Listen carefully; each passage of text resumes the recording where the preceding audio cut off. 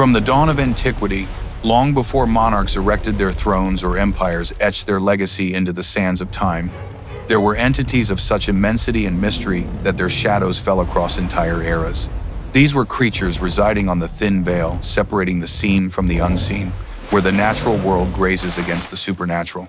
Scripture describes them with a mixture of terror and awe, presenting them as tokens of the Creator's boundless power and as testimonies to an age when humanity walked alongside wonders and nightmares. These are beasts that challenge our logic, exposing just how little we truly grasp of the divine cosmos. Some stood watch over forgotten portals, while others plunged into the abyss of the oceans.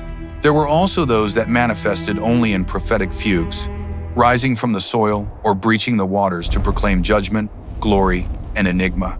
They were not fables, they were not embellished folklore. They were signs. They served as proof that the spiritual realm has always been imminent, and that forces far superior to any earthly dominion have guarded the frontier between heaven and earth. Today, we embark on a journey through the sacred pages to witness 10 biblical creatures so colossal and startling that their reverberations extend into eternity. These are beings before whom even the powerful would fall mute. They are witnesses to the grandeur of the Most High and the unfathomable depths of creation. Prepare yourself.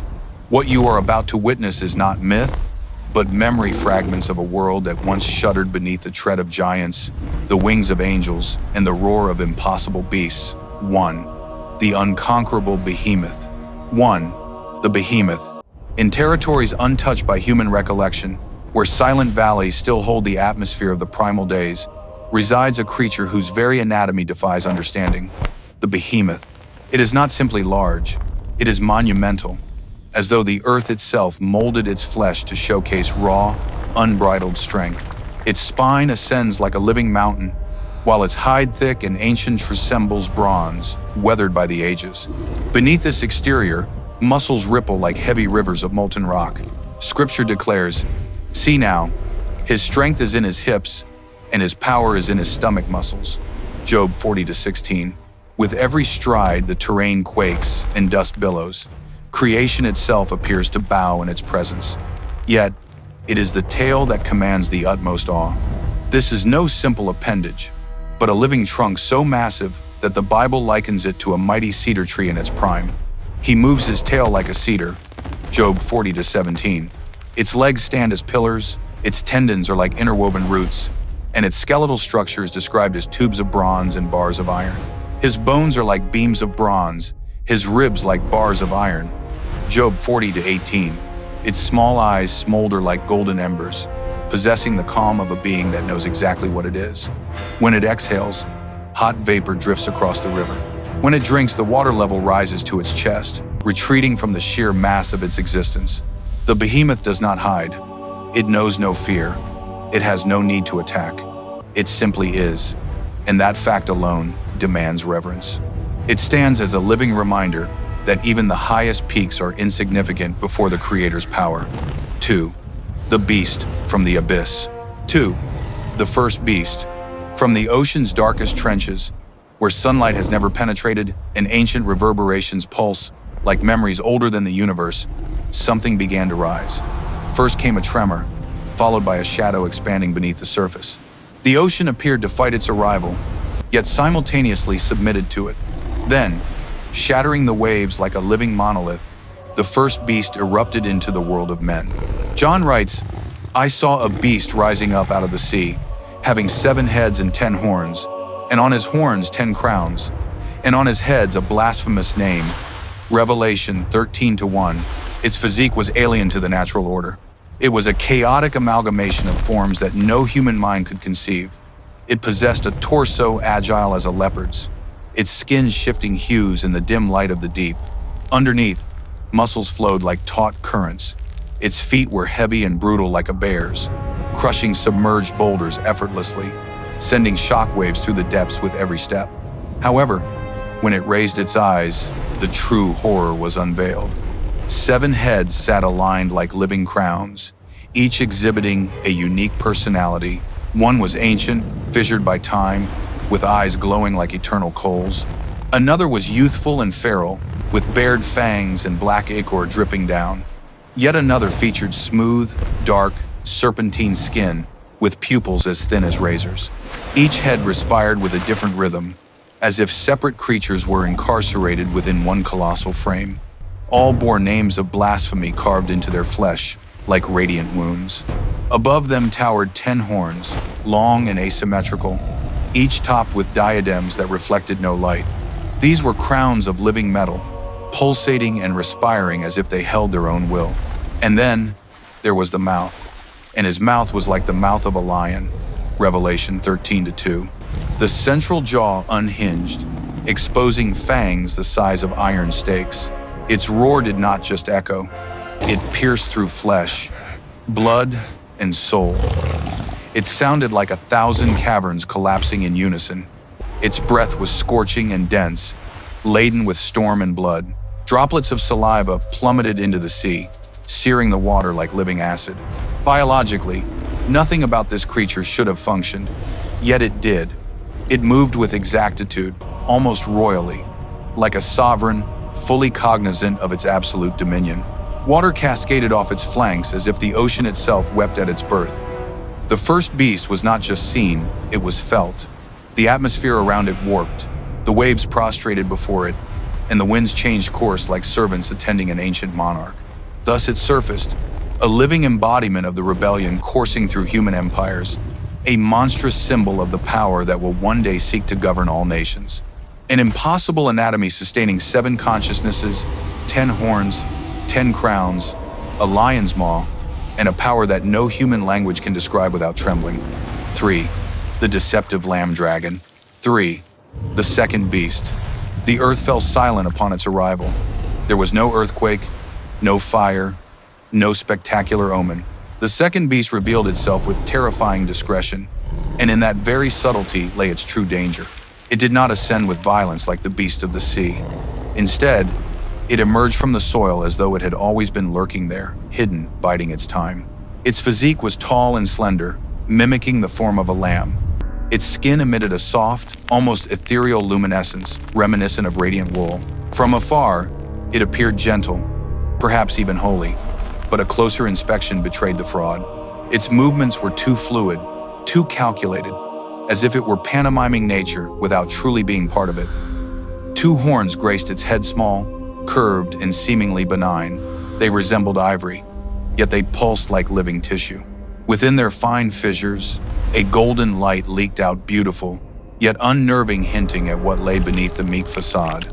Its eyes were large, moist, and serene, but the serenity was hollow and cold, feigning compassion without experiencing it. Deep within those eyes was a metallic, calculating glint. It blinked infrequently, and when it did, the motion was too rapid, like a machine attempting to replicate human reflexes. The illusion shattered completely, however, when it spoke. He had 2 horns like a lamb and spoke like a dragon. Revelation 13:11. The voice was incongruous with the body. It echoed deep and cavernous, like suppressed fire. Every word vibrated through the air, causing the ground to shudder slightly. It was not mere speech, it was command. Its feet were narrow and elegant, treading gracefully, yet leaving scorched brands on the earth, as if a dragon were walking inside that gentle shell. The second beast did not terrify by what it displayed, but by what it hid. A lamb on the surface, a devouring abyss within, and that was precisely its design. 4. Leviathan, monarch of the deep. 4. Leviathan, in the depths where light has never ventured and the sea transforms into an unfathomable void, something awakens. The waters vibrate, and a colossal shadow uncoils beneath them. Then, tearing through the surface like a distinct entity ripping an ancient curtain, the Leviathan breaches thee, sovereign of all aquatic life. Its serpentine form extends for dozens of meters. Its scales, sharp as razors, gleam like metal forged in a furnace. Interlocked, they create an impenetrable suit of armor. Scripture notes, his rows of scales are his pride, shut up tightly as with a seal. Job 41:15. It is a living wall that no human weaponry can puncture. When it moves, the ocean appears to yield in submission. A massive wave generates with every torsion of its body. Its tail, as powerful as the trunk of an ancient oak, cleaves the water with enough force to obliterate entire vessels. Wherever it travels, the ocean churns like a boiling cauldron. Its head is the stuff of nightmares, broad and massive, weaponized with rows of curved, sword-like teeth. From its maw escapes a scorching vapor that causes the air to shimmer. Job describes it: burning lights go out of his mouth, sparks of fire shoot out. Job 41-19.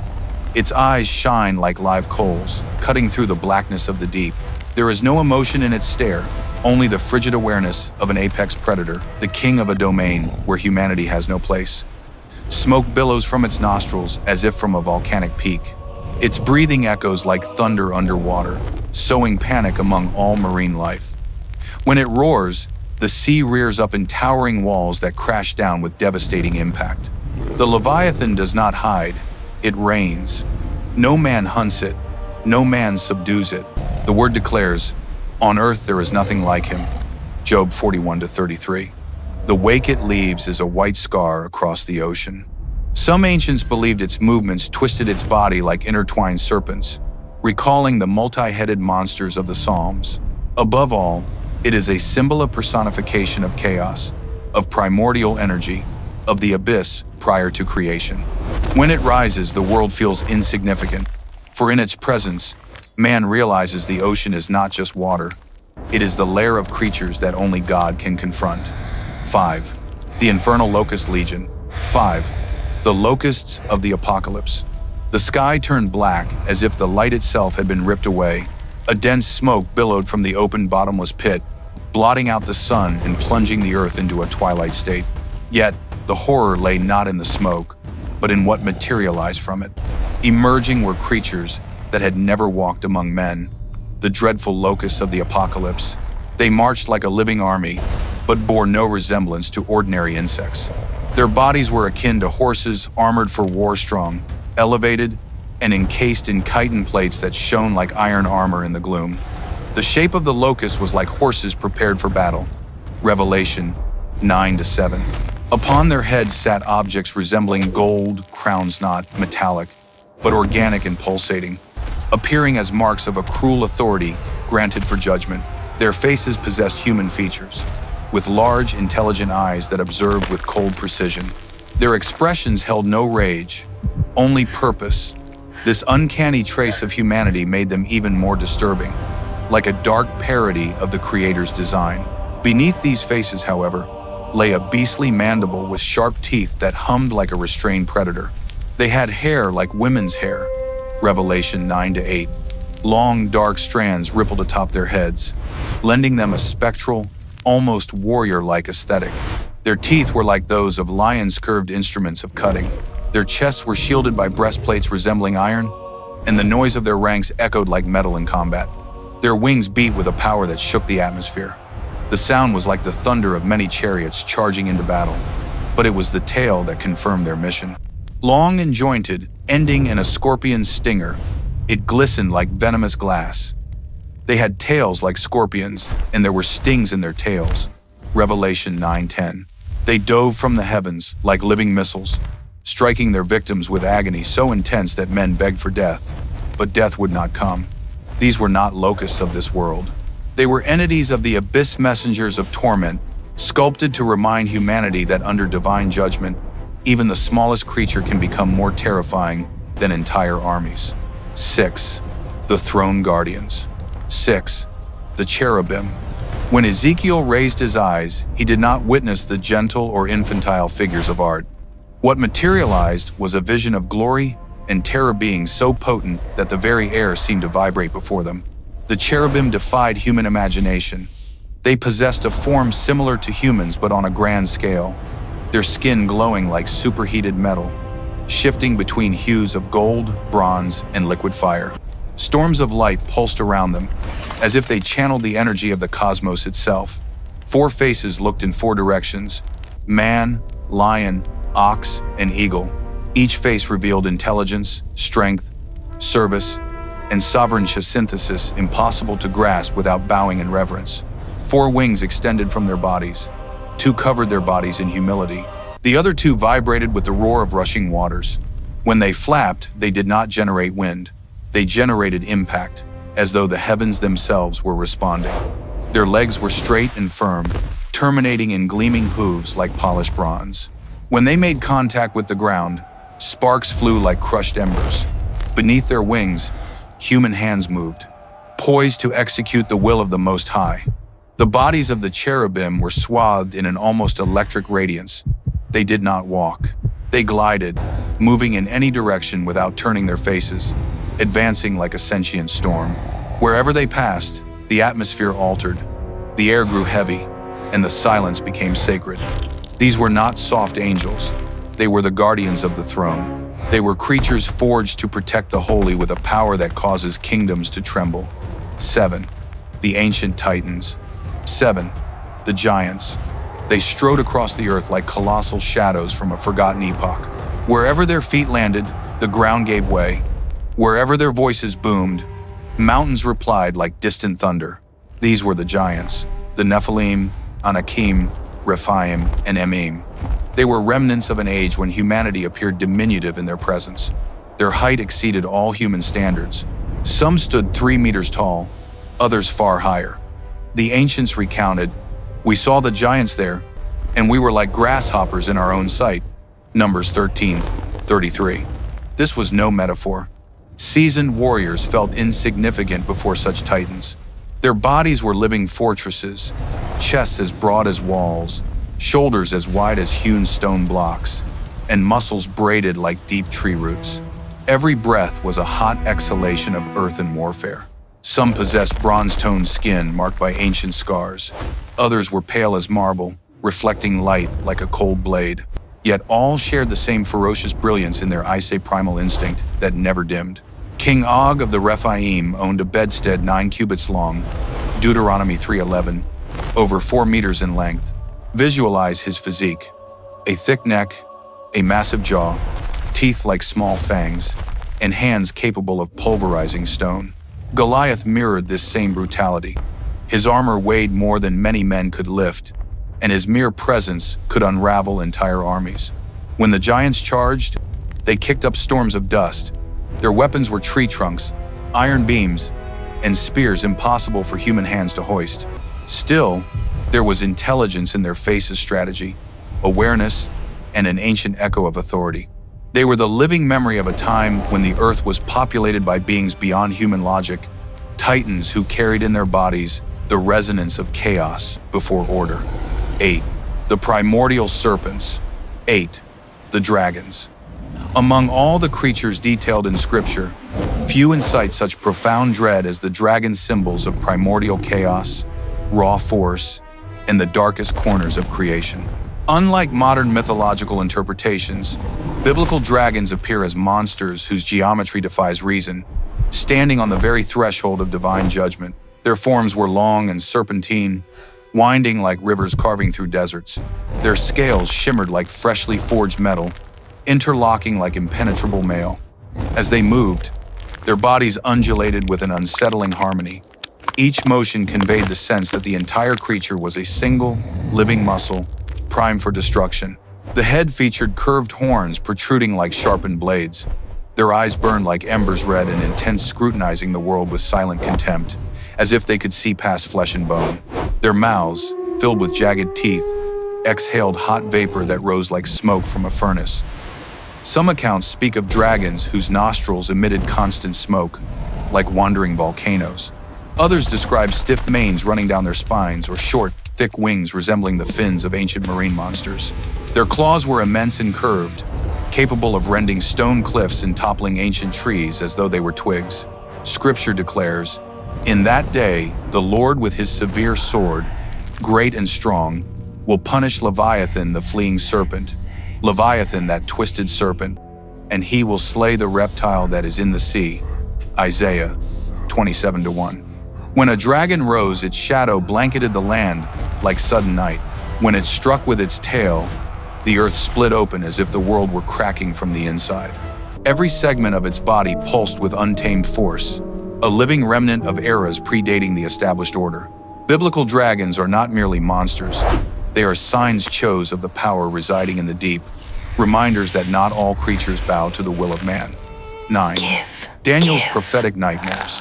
9. The four beasts of Daniel. When Daniel witnessed the sea agitated by the winds of heaven, four forms emerged from the deep dark, majestic, and terrifying creatures, sculpted as living symbols of kingdoms that would dominate the earth. The first rose as a winged lion. Its body was powerful, its golden hide shining like fire at sunset, and its eagle wings whipped up tempests with every movement. But before the prophet's eyes, an impossibility occurred. Its wings were torn off, and the lion stood upright like a man, receiving a human heart. It was a transformation laden with mystery and significance. The second beast ascended with brutal weight, a colossal bear, raised up on one side, poised to strike. Its thick hide was scarred by ancient battles, and between its teeth, it clenched three torn ribs. Its ravenous gaze revealed a savage strength, as if ready to crush everything in its path. The third was an impossible leopard. 4 wings, 4 heads, 4 vigilant sets of eyes. Its spotted body moved with supernatural speed, like lightning slicing the sky. Its wings vibrated with deadly precision, and its 4 heads looked in different directions, ready to conquer without pause. But the fourth beast there was no comparison. Daniel described it as dreadful, terrifying, and exceedingly strong. Its body seemed forged of metallic darkness, absorbing all surrounding light. Iron teeth pulverized everything. Its claws shredded stone as if it were dust. Upon its head, 10 horns rose like living blades, carrying sinister power. Its roar was not a sound, but an impact. Its charge devoured hope itself and shattered whatever stood in its way. It was a living monument of chaos, a force no earthly kingdom could restrain. These 4 beasts were not merely visions. They were warnings, prophetic signs carved in living flesh, revealing the trajectories of history under the gaze of the Almighty. 10. The generation of sword teeth. 10. The vampires, creatures of sword teeth. Among the dark imagery preserved in Scripture, few things are as unsettling as the beings described, with relentless hunger and teeth as sharp as blades. These are not the vampires of modern fiction, but creatures whose very existence was designed for devouring. Proverbs describes them. There is a generation whose teeth are like swords, and whose fangs are like knives. Proverbs 30-14. The vision is vivid. Humanoid creatures, distorted beyond the natural. Their faces are elongated, marked by protruding bones. Their pale skin appears stretched thin, seemingly always on the verge of tearing. Their hollow eyes observe with a mix of predatory desire and disdain. It is a human face, devoid of humanity. Their teeth are the most terrifying feature. Long, natural blades shining like polished steel, serrated to shear through flesh and bone. When they open their mouths, one sees rows of teeth that clash with a dry, mechanical sound, like the gears of a predator engineered for destruction. Their hands are thin, with long fingers ending in black, curved nails resembling small talons. Their bodies are gaunt, almost skeletal, yet they move with cruel speed, always hunched, always watching, like ravenous beasts stalking the shadows. Some descriptions imply their breath carries the scent of ancient blood, as though they subsist on the very death they inflict. Their garments are tattered, clinging like rags soaked in the stench of ruin. When they locate prey, they tilt their heads slowly, like a beast calculating the moment of attack. Then they lunge with impossible velocity, teeth flashing like swords in the dark. These creatures represent a corrupted humanity, devoured by the evil it embraced. They are not myths. They are warnings figures demonstrating what man becomes when he abandons the light and walks toward the abyss.